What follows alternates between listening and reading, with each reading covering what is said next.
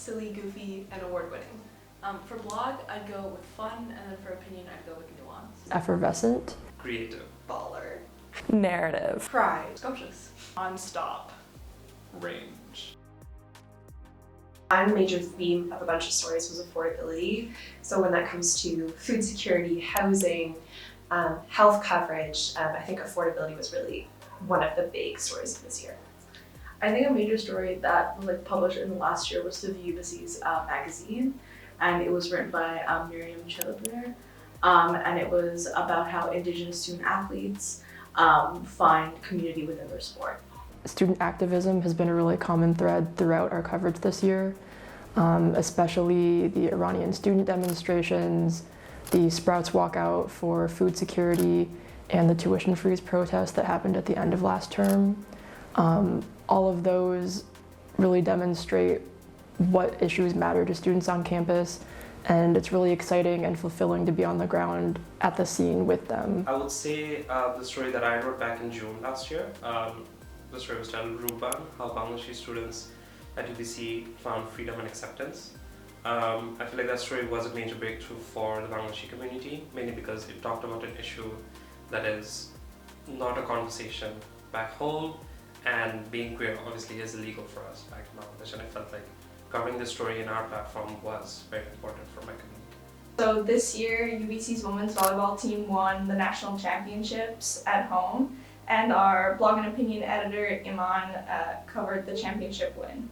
The trans students fighting to expand the healthcare package to include gender-affirming care, which ended up passing in the referendum this election cycle. The neuroscience supplement, which was a collection of stories relating to neuroscience research being done at Ubyssey. And I think that was really major in that it was an opportunity for us to tell a variety of different perspectives and stories about some of the groundbreaking research and work being done on neuroscience at Ubyssey. My favorite pieces that we published this year was a personal essay by Jasmine Milango called To All the Stories I Haven't Told Yet, Finding My Voice as a Filipino Scholar. In the culture section, Charlotte Alden wrote a piece about Apple Fest and how this year's Apple Fest, because of climate change, was a bit different than in past years, which I thought was a really interesting culture take. I also want to highlight a culture piece. Julian Forst wrote an expose on the Pottery Club called the Clay Cabal that I thought was really funny, but also a really cool look into a campus club. John Mohammed's reporting on sexual violence was really incredible this year. And then on a lighter note, I loved the sports section feature on the Ubyssey Thunderjacks. Great photos, great reporting, super cool.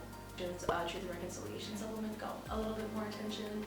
Our guest editors, Akila Underwood and Juliana Yu, did an amazing job curating and editing content, so it's a great read. One type of story I wish we did more this year was documentary-style photo essays that look into the lives of individual students on campus and look into the intricacies of how they live at Ubyssey. Last summer, one of our writers, Mike, wrote about his experience being Chinese Canadian at the 2022 Beijing Olympics, which was a really good personal profile. The I Know He Knows story that came out in features, as well as the autism assessment affordability, long waits and issues around that came out in features as well. Some other pieces that stand out from the neuroscience supplement. One by Studi, another writer, on the topic of how babies come to acquire language, the gift of gab.